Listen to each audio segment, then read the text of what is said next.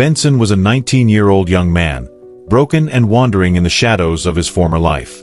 Once full of promise, he now walked with hollow eyes and trembling hands, searching for something he couldn't name. His life took a sharp, unexpected turn after tragedy knocked on his door too soon. His parents, the only people he ever truly had, died suddenly, leaving behind a small inheritance and an uncle who took him in. At first, the uncle tried to do his best. He used the funds Benson's parents had left behind to care for the boy. But with each passing month, the money slowly drained away like water through a cracked bowl. And when the last coin dropped, so did the uncle's patience. He turned his back on Benson and pushed him out, not with anger, but with cold silence. That silence screamed louder than any slap could. Benson was now a ghost of the home he once knew. No friends. No family. Just the biting air and the cruel eyes of strangers. And so, the street became his pillow and the sky his blanket. In that new world, hunger was a teacher, and survival became the only subject to learn. He met other street boys, veterans of pain, who shared their bitter wisdom. They didn't offer solutions, only escape.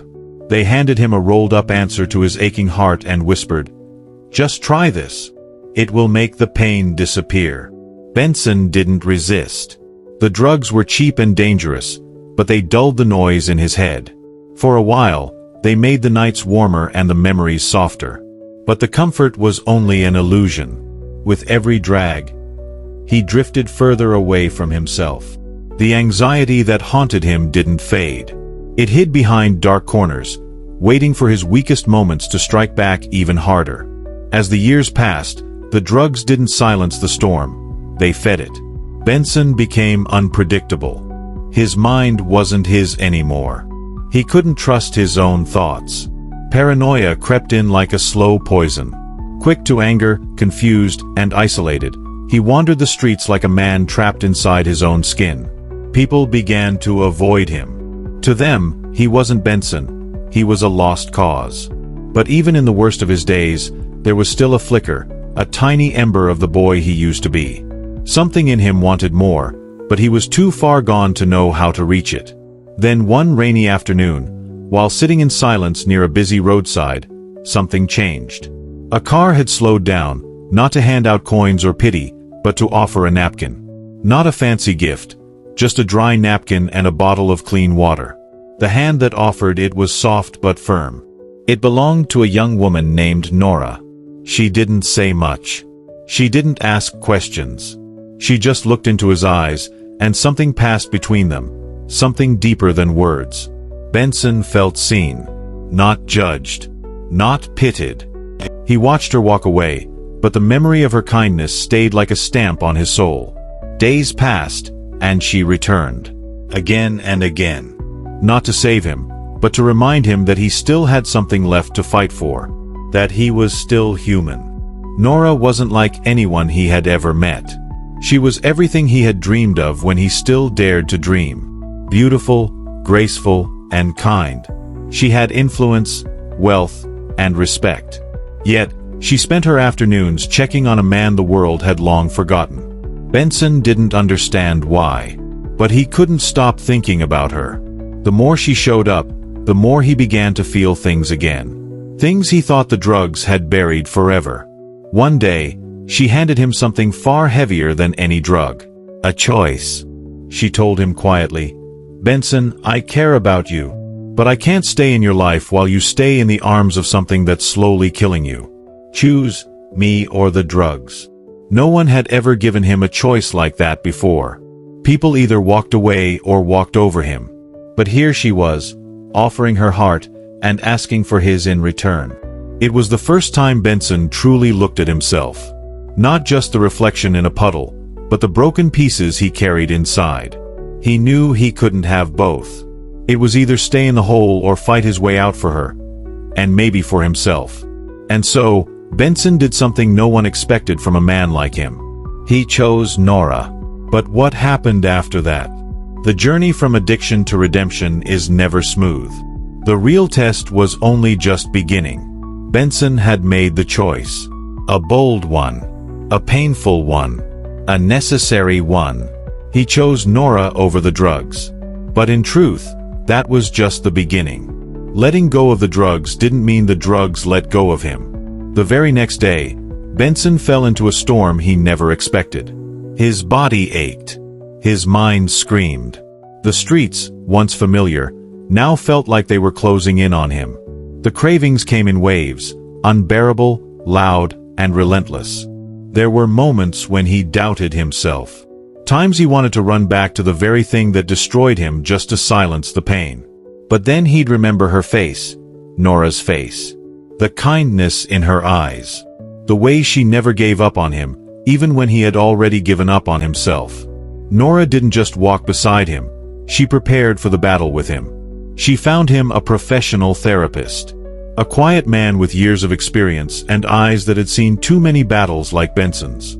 The therapist didn't offer quick fixes or sugar-coated words.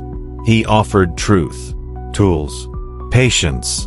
And slowly, layer by layer, Benson began to unpack years of pain he had buried under anger and addiction. It wasn't easy. Every session felt like reopening a wound that never healed right. He talked about his parents for the first time since their death. He spoke of the loneliness, the betrayal, the nights he slept with his arms around himself, pretending someone still cared. Some days he made progress. Other days, he fell apart. But every time he crumbled, Nora was there. Never with judgment, only with quiet strength. The street boys who once introduced him to the drugs tried to pull him back. They mocked him, called him soft, told him no woman could fix a broken man like him. But Benson didn't fight them. He just walked away. Because now, he had a reason to walk forward. Then came the unexpected twist. One evening, after a therapy session that had left Benson emotionally drained, he returned to the small apartment Nora had arranged for him. The door was unlocked. He stepped in and found a letter on the table. It was from Nora. The handwriting was shaky. She had gone silent.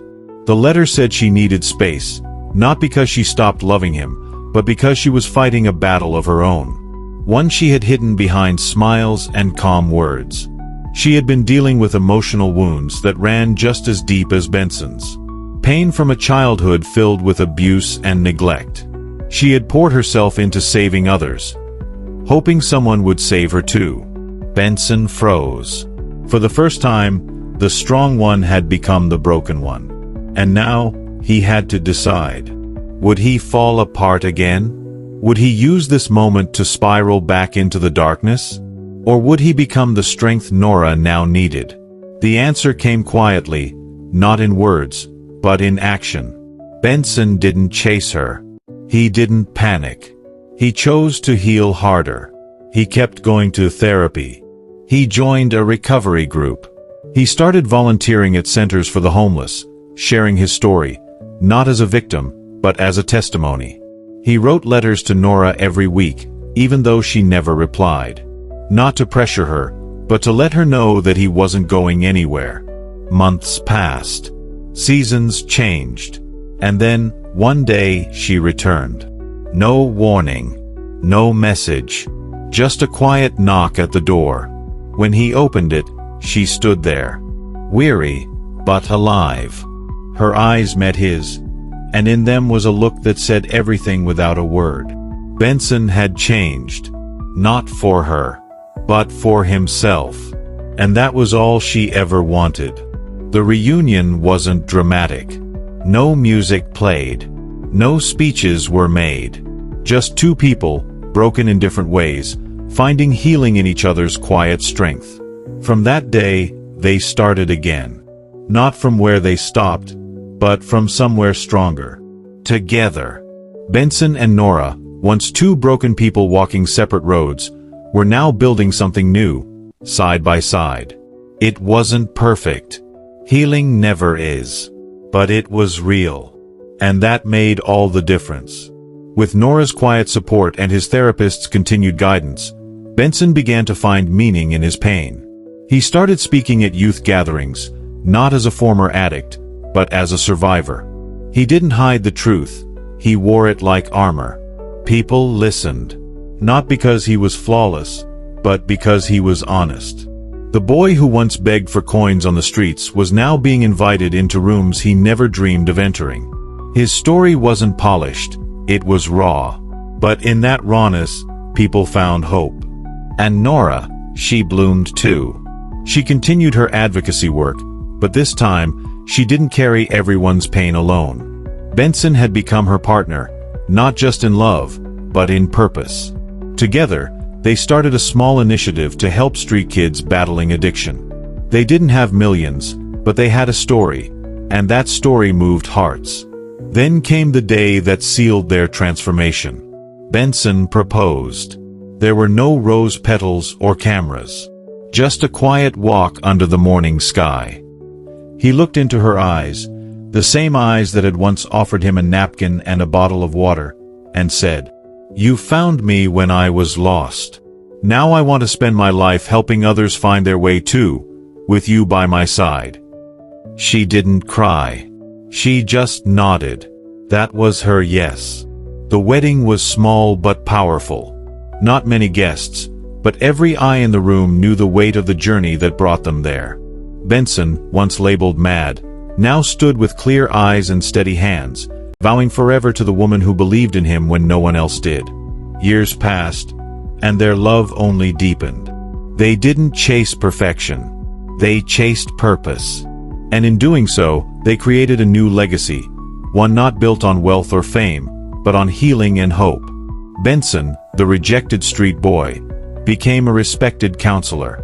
He helped many walk out of the darkness he once knew too well. And Nora, she remained his anchor, his light, his beginning. They had children, not just of their own, but in spirit. Young people they mentored, families they supported, lives they transformed.